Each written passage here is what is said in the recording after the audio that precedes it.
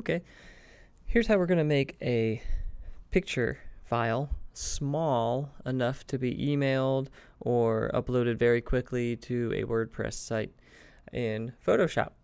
Right now we're in Photoshop and I have my little PSD, my Photoshop file here, and I want to make it into a nice small file size JPEG that I can email or upload to a website. So here's what we're going to do. We're going to go up to File, but instead of going to Save As, we're going to go to Save for Web and Devices.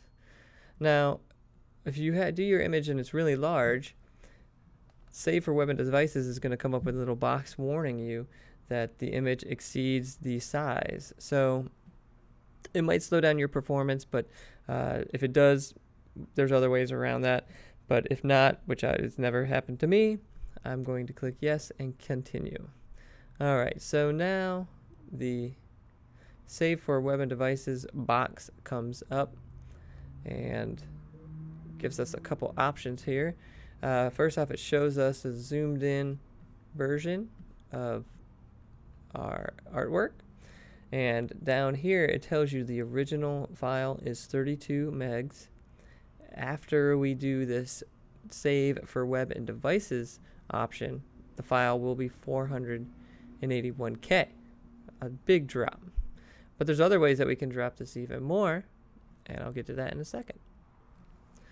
We can also, if you look at the box here, we can also set this setting to high, very high, medium. Whatever we set this to, it will affect the size. See how now it says 240K?